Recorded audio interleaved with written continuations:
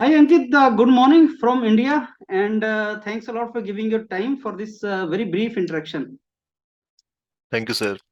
Okay, Ankit, you are the source of a lot of information for us as far as the admission in higher education courses in different universities in Canada is concerned. So, Ankit, today's this interaction is very brief, and the topic which we are going to interact upon is what mistakes normally students from India do when they apply in top universities in Canada. So, Ankit, as per our knowledge, there are some of the universities only which get into the prominence, or SARE students tend to apply in those universities which are actually competitive. But equal good opportunities are available in other universities also, which students are not aware. So, I want you to tell us today about that particular thing that Canada के अंदर अगर Indian students को apply करना है, तो what are the top universities? जैसे top 10 में अगर हम categorize करें, and what are the equally good universities जो student apply नहीं करता है and their probability of getting admission gets reduced because of that. So that is what we are going to discuss today. Sure, sir. So, let me first share my screen. Yes. Okay, sir. So, अभी क्या है sir यहाँ पे कि you can see, top 10 universities of Canada.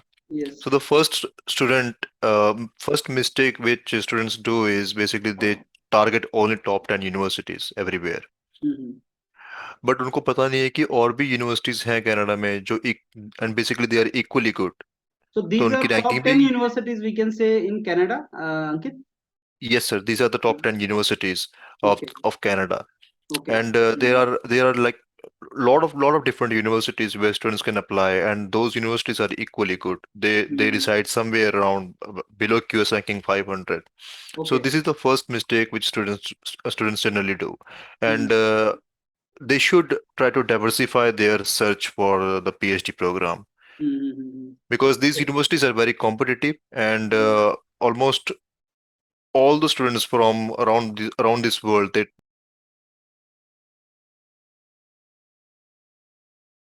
they try to target these top 10 universities in Canada. Mm-hmm. Okay. And this is basically why the admission process is very competitive in these universities, Okay. and they don't receive lot of replies. Mm-hmm. And Understood. when they don't receive the lot of replies, they get demotivated, and they just leave their this idea of applying for PhD programs in Canada. Okay. Mm-hmm. So, But yeah. yes, yes, sir. So these are the other universities which are equally good, right, Yes, Ankit? sir. These are the different universities, and Mm. these are equally good in terms of research funding, research infrastructure, and their global branding. Okay. Yeah, And they are. many students I have interacted here, they just say that these universities are equally good, and Mm. in fact, they have found like many fully funded PhD programs Mm. or Mm. positions in these Mm. universities. Mm. So the student who is looking for master's program, MS and PhD, for them the situation is same. The 10 universities and the other 10 university, the situation is same, right, Ankit? Exactly, sir. Exactly. Because in Canada, you can find two types of program. One is Mm. entirely coursework based master's program, and that program is called as M Engineering. Mm. And there are two research based programs. One is Mm. called as MASC program, Mm. and the other one is PhD program. And Mm. for research based programs, uh, I personally think that you should look beyond these top 10 universities. Hmm. Okay, Ankit, now let me ask you a question. When you say that the similar kind of career can be obtained from these other 10 universities also, so do we mean that we will be getting even scholarship, what we can get in top universities, and we can get the similar kind of career opportunities? Like say after doctorate or after masters, we can get the jobs also. So those situations are same, Ankit? Well, exactly, sir. So there are two questions, here. So first of all, what we have to understand is regarding something about scholarship. Hmm. So for MSc program, students generally receive somewhere around 20 to $25,000 for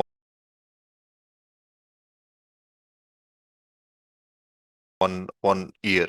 Okay. And this scholarship is a little bit higher for PhD program. Hmm.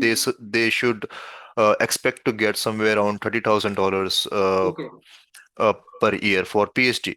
Okay. And regarding the job prospect, so again, there are two kind of jobs after PhD. Even Mm-hmm. if you want to apply to corporates, you can do Mm-hmm. that. Or or basically, we have seen this trend everywhere around this world. So Mm-hmm. once you have done your masters from that you, let's say Western University, and you have done your PhD from Western University. Mm-hmm. So we have seen this trend around this world. You should expect to get the professorship position in the same university, because Mm-hmm. university have uh, invested lot of time and funds in you, so they don't want to let you go. Okay, so you are saying that once you get your doctorate from particular university, you may get teaching job also in that university. Is that what Yes, you're sir, saying? exactly, But exactly. that trend we do not observe in India, because if somebody has done PhD from IIT Kanpur, there's a very low probability he will get teaching in IIT Kanpur. Yes, sir. So again, this is one similar trend we have observed in IITs. Mm. That's because I think they try to look towards uh, foreign experiences. Yes, yes, yes. So again, this is one of the things, Mm, which mm, students mm. should keep in mind. That So means if you get PhD or a doctorate from Canadian universities, then you will get the opportunities and jobs, right? In academics also and industries also. yes, sir, exactly. Both of these options are open.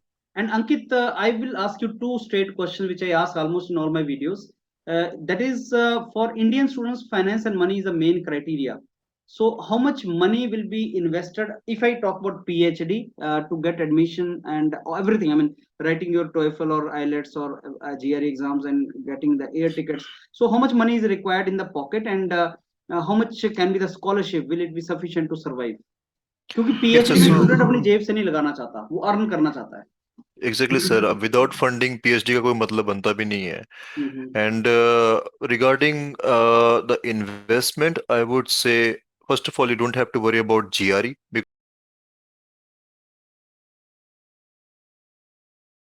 because GRE is not a compulsory requirement. It depends on the university Okay. and the department. For example, you have to write GRE for I think University of Waterloo, but you should Mhm. not write GRE for different universities, for the topmost universities as well. And Mhm. yeah, so you have to write your IELTS exam, and you have to basically apply for the visa. So your entire process should take somewhere around, I guess 60K, 60,000. Okay. And I'm not including the airfares. So Mhm. that depends. Okay. Okay. So that means it can be comfortable. I mean, if you get the scholarship, the continuing in your PhD and doing it comfortably will be easy, right? Yes, sir. So Now, if you're, let's say if yeah. you're getting funding of 30,000 Canadian dollars, you can expect monthly budget of somewhere around 1,200. Okay. So let's say if you're getting a monthly scholarship of $2,000, so I think you can save money as well. Mhm. Okay. So now, Ankit, can we come out of it? This presentation now. Sure, sir.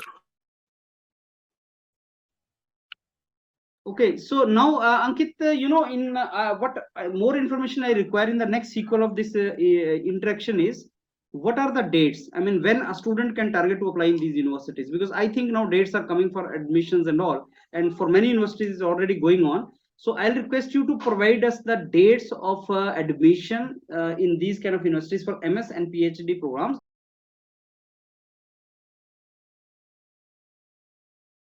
I'll make a dedicated video and we will upload it for the benefit of the students because many students are not aware कि dates कब आती हैं.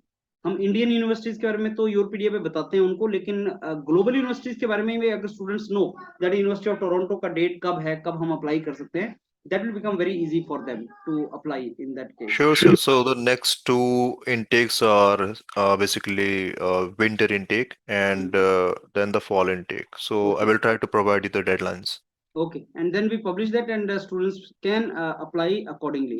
And as you said, GRE is not compulsory, so that means they are either they have to write IELTS or they have to write TOEFL exam, right, Ankit? Yeah, even if they don't want to write IELTS, they can get the waiver. Hmm. So let me summarize now. So the purpose of this interaction was to tell students that no, don't only focus on the top 10 universities. focus on the other equally good universities also. And typically, one PhD or MS student, how many universities do you think he should apply, Ankit? I think if you consider the safe options as well, so I think 6 to 7 universities. Okay, so they should choose two, three from the top 10 and then two, three from the next and something like that, right? Yes, sir, Combination. exactly. Hmm. Chalo, thanks a lot, Ankit. So very briefly, you have provided a lot of information here. So next sequel, we will keep on providing the information further to the students. Thank you. My pleasure, sir. Thank you.